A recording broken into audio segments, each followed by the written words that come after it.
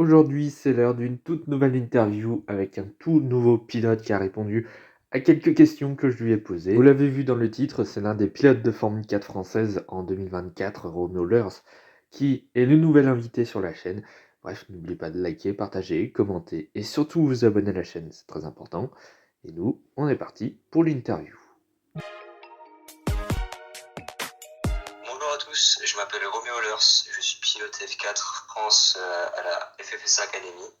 J'ai commencé le karting à l'âge de 4 ans et demi et puis j'ai réussi à évoluer parmi les catégories de karting jusqu'à arriver en F4 à l'âge de mes 15 ans. Ça commence par le vendredi matin où j'arrive au circuit environ avant 8h parce qu'à chaque fois il y a un briefing un quart d'heure après dans la semaine avec les ingénieurs, les managers et tous les autres pilotes qui doivent être présents. Après, il y a un réveil musculaire pour ma part. Certains le font pas, certains le font. Je trouve que c'est mieux de le faire parce que le vendredi matin, c'est quand on les essais libres. Et certains les prennent comme des échauffements parce qu'ils ont déjà roulé la journée d'avant et pas moi. Du coup, je m'échauffe avant pour pouvoir être performant le vendredi matin. Et puis, ça enchaîne directement sur 30 minutes essai libre. Bon, après, si on fait toutes les séries, que ce soit en course aussi, il y a forcément soit une safety car. Il n'y a pas de safety car en essai libre, donc c'est des drapeaux rouges. Comme avec de nous, non, c'est 30 minutes, il n'y a eu que 20 minutes parce qu'il y a eu un drapeau rouge, parce qu'il y a une casse pendant que quelqu'un roulait et c'était pas de sa faute. Mais c'est ça quasiment sur tous les essais libres. Donc ça m'écourcit ma séance pour découvrir la piste. Après s'enchaîne le vendredi après-midi les essais qualificatifs de 25 minutes. Eux aussi peuvent être coupés par des drapeaux rouges, par des erreurs ou des casses d'autres pilotes. Après, je débriefe avec les ingénieurs. Chaque pilote a un ingénieur attitré. Cet ingénieur-là a entre 4 et 5 pilotes. Donc après chaque séance, que ce soit essai libre, qualification, course, etc., on débriefe avec lui pour voir les erreurs principales et qu'est-ce qu'on pourrait améliorer, ou même sur les dépassements s'il y a des mauvais choix qui ont été faits, même sur des erreurs toutes simples. Tout ça peut être débriefé. Le vendredi soir, je retourne là où j'habite le temps du week-end, que ce soit l'hôtel ou un gîte, peu importe. Le samedi matin, c'est la course 1. C'est environ 20 minutes plus un tour. Donc en arrivant le samedi matin, comme tous les matins, il y a un briefing pilote avec, comme j'ai dit, les ingénieurs, la manager, etc. Après, échauffement musculaire, comme d'habitude. Puis la course en directement, il n'y a pas de warm-up comme en karting. Et puis c'est parti pour tout donner, sachant qu'il y a la gestion des pneus à prendre en compte. Et les autres pilotes à prendre en compte, sachant que c'est assez compliqué, sachant que c'est aussi ma troisième série sur le circuit, mais que ce soit une course. Après s'enchaîne l'après-midi la course 2, 20 minutes plus un tour aussi. Toutes les courses, c'est 20 minutes plus un tour. Et du coup, à la fin de la course 2 et à la fin de la Vendée et à la fin de la course 1, on débriefe avec l'ingénieur. Après, on dit au revoir à tout le monde, on retourne chez nous. Et le dimanche matin, c'est la course 3, ou le dimanche après-midi, mais c'est très très rare. Sur les deux courses qu'il y a eu pour l'instant, Chopina, Nogaro et les Denis, c'était le matin. La course 3, donc briefing pilote, échauffement musculaire, ce cercle à chaque fois tous les matins. Et c'est parti pour la course 3, et si on veut, on débriefe avec l'ingénieur, même si c'est pas très important, c'est toujours bon à prendre. Et puis je pense que mon week-end se finit sur ça. Alors mes plus grosses difficultés, c'était déjà le transfert entre le karting et la monoplace, parce qu'il y a beaucoup de caractéristiques à prendre en compte. Tout d'abord, sur un kart, en soi, il n'y a pas d'habitacle à part un volant et un baquet. Il y a beaucoup moins de sécurité, alors que dans la F4, la visibilité est beaucoup plus réduite. Et puis la chaleur dans l'habitacle est totalement différente. Du coup, pour les conditions de pilotage, c'est différent aussi. La réaction de la voiture quand on prend un virage, l'aéro à prendre en compte est totalement différent que le karting, parce que sur le karting, il n'y en a pas du tout. Ou alors très très très peu. Les réactions dans les virages, de la F4 est beaucoup plus différent que le karting parce que sur le karting, c'est à l'arrière, c'est un arbre, du coup les deux roues tournent à la même vitesse, alors que sur la F4, les quatre roues tournent à une vitesse différente et c'est assez compliqué à comprendre, malgré que ça a l'air quand même assez simple.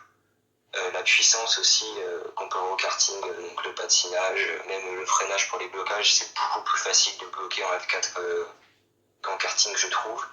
Et l'apprentissage est beaucoup plus long qu'en karting. En début de saison, ça déroule plutôt bien, malgré que le résultat soit pas encore là, que j'ai pas encore marqué de points de la saison. Car je n'ai pas beaucoup de roulage en F4. En tout, j'ai fait 2 séries avant la première course de Nogaro et j'ai roulé en tout 4 fois, non 5 fois par an en comptant la course des Lédonons parce qu'il y a eu des tests de 2 jours au Mans. Après, avant les 2 tests de jour au Mans, il y a eu une autre phase de test pour être sélectionné pour être pilote à l'académie. Après, il y a eu les entraînements de Nogaro qui n'étaient pas pris en compte par l'académie, mais simplement pour s'entraîner. Après, il y a eu la course de Nogaro, forcément, et la course de Lédonnon. Du coup, j'ai beaucoup moins de roulage que les autres pilotes, car en fait, avant chaque meeting, donc chaque course du week-end, il y a une journée d'essais libres en plus, qui n'est pas pris en compte par l'académie, et que du coup, il faut avoir un maximum de budget pour aller faire, et pour ajouter du roulage pour être plus performant. Sachant que moi, je n'ai fait aucune d'entre elles, des 2 courses. J'ai dû arriver à faire 30 minutes d'essai libre sur les 2 noms, par exemple.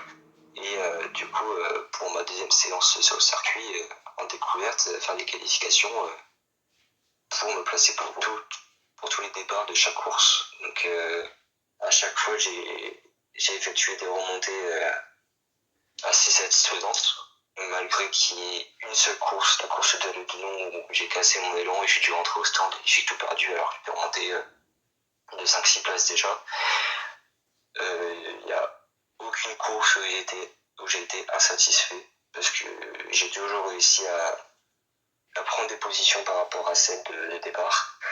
Et puis j'arrive à ralentir mon père et à ralentir ma famille et mes amis. C'est ce qui compte pour moi. Je m'en souviens, c'était un dimanche matin, donc j'ai une Grand Prix d'Australie, j'imagine, ou de Japon. Je dirais à 2014, par là. Je sens partir au car parce que mon père, tous les week-ends quand j'étais petit dans le sens où j'avais entre 6 et 9 ans, c'était karting tous les week-ends. Et puis on y allait en fin de matinée. Et je m'en souviens d'un matin où il regardait la Formule 1, puis je me suis posé avec lui sur le canapé du salon et on a regardé ensemble. Et j'avais admiré ce sport en me disant c'est là que je veux être quoi. Enfin, c'est mon rêve ultime et je vais tout donner pour réussir pour aller ici. En constructeur, je prendrais Ferrari parce que c'est une écurie mythique, je trouve, avec beaucoup de victoires et si on peut prendre la fiabilité de l'écurie, on prend forcément, tant que l'écurie est fiable et qu'elle est victorieuse, on va pas dire non. Et en tant que pilote, je prendrais Ayrton Senna parce que c'est malgré que je l'ai pas encore connu parce que je ne le connaissais jamais parce que je suis né en 2008. Il est décédé à Imola. Mon père était fan de Ayrton Senna, donc en ses souvenirs, j'aimerais bien le prendre en tant que pilote. Et Charles Leclerc, dans mon cœur, je le mettrais bien en tant que second pilote, malgré que ce sont 2 pilotes très, très bons. Je ne sais pas si les 2 vont réussir à s'entendre et une bonne équipe, mais je pense que le duel serait très très beau à voir. Voilà, c'est la fin de cette 14e interview. Ça commence à faire, mine de rien, et c'est pas terminé parce qu'on devrait avoir quelques nouveaux invités, notamment durant l'été. En tout cas, un grand merci à Roméo Leurs d'avoir accepté mon invitation. J'espère que ça vous a plu. N'oubliez pas de liker, partager, commenter et surtout vous abonner à la chaîne, c'est très important. Et nous, on se retrouve dans quelques jours pour une prochaine vidéo sur la chaîne. À bientôt.